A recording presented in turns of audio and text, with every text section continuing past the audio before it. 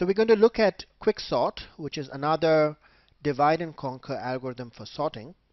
In this lecture, we'll look only at an overview of Quicksort and how it works and the intuition behind it. In the next lecture, we'll follow it up with a more elaborate version which does in-place sorting. It turns out that doing in-place sorting without using extra space and so on is much more complex. So that's what the next lecture will cover. And in the third lecture, we will look at the analysis of Quicksort. So it turns out that the worst case complexity of Quicksort is order n squared. So it's in fact worse than in the worst case, worse than algorithms like merge sort that work in order n log n time.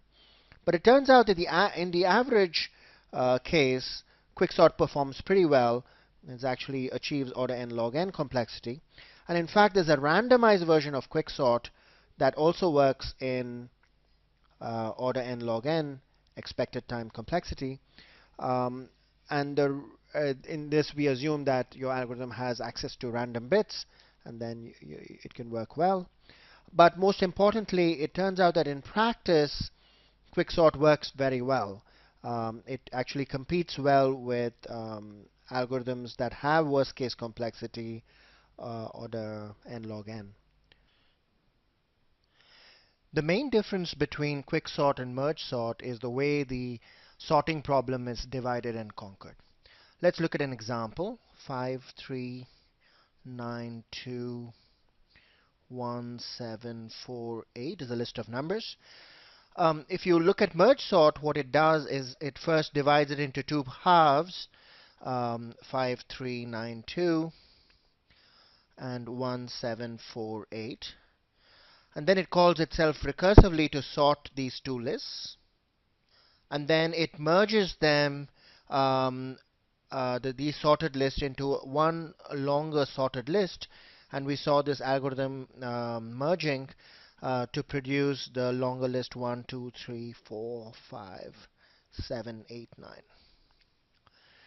Right? So merge sort does this sorting by dividing the first list into two equal halves, and this division is actually a very simple operation, right? It just splits it into two parts.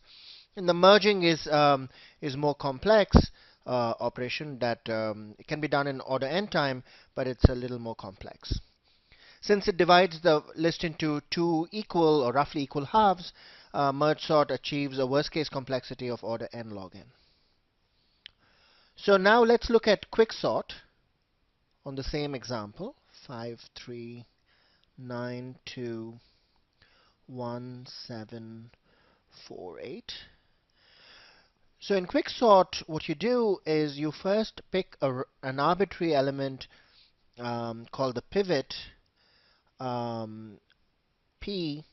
Let's say we just pick the first element here, which is 5. Okay, so the choice of the pivot is actually important for the performance of the algorithm. We'll come back to this later. Let's now assume that the pivot is 5. Then what you do is you split the list into three parts. SL, which is the left list, contains of all elements of the list which are strictly less than the pivot. SM is the set of all elements of the list that are equal to the pivot, right? Since there could be multiplicities of elements in the list, there could be multiple occurrences of 5. So this might be this need not be a singleton list. And then you have SR, which is the set of all elements that are larger than P. Okay. So I can do this in one pass. I can just go through the elements of the list. If it's equal to the pivot, I throw it into SM. If it's less than, I throw it into SL. And then if it's larger, then I throw it into SR. So let's do that. 5 goes here. 3 goes to the left list. 9 goes to the last list. 2 and 1 go to the first list. 7 goes to the last list. 4 goes to the first list. And 8 goes to the last list. Right? Now I split into three parts. Now I'm going to call myself recursively on SL and SR to sort the sublists. And this would give me 1, 2, 3, 4 here. and 7, 8, 9 here. Now I can put these things back together since I know that the elements of the first list are strictly smaller than P, which is strictly smaller than the elements of SR. I can just merge these lists by concatenating them. I don't need to do a complex algorithm. I just concatenate these lists to get the sorted list 1, 2, 3, 4, 5, 7, 8, 9. So in some sense, this is the opposite of merge sort in the sense that I'm doing a slightly more complex operation in splitting the lists into two parts, right? But when I put them back together, the operation is much simpler, right? I just concatenate the lists. It turns out that depending on the choice of the pivot, these two lists, SL and SR, need not be even roughly half the original list, right? I mean, they can be very skewed. For example, if I had picked the element 2 to be the pivot instead of 5, then only one will get into SL, all the other elements will get into SR, and it results in a very skewed partition. And in fact, this is the reason why Quicksort has an order n squared worst case complexity. But it turns out that if you pick the pivot randomly, right? If you just don't pick it as a one fixed element, but if you pick it randomly, you can get a randomized algorithm of n log n expected time complexity. And in fact, even if you pick the pivot, deterministically, it turns out that the average case for quicksort is order n log n. So let's look at the quicksort algorithm.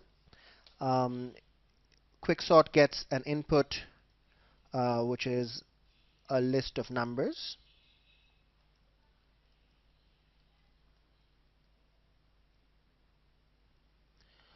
And what it does is first picks an element, an arbitrary element, P in S. Then it constructs three lists, SL, SM, SR, where SL is elements of S that are strictly less than P. SM are elements of S that are equal to P, and SR is the set of elements of S that are greater than P. And then it calls itself recursively to sort the lists SL and SR, and then it simply returns the concatenation of the lists SL, SM, and SR.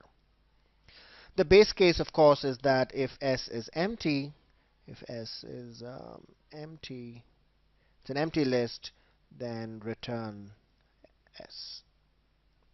It's already sorted. So we will see in the next lecture how to give an in-place algorithm to do especially this partitioning. The rest of the algorithm actually remains the same. The partitioning to do it in place, it requires a more complex algorithm, which we'll see in the next lecture.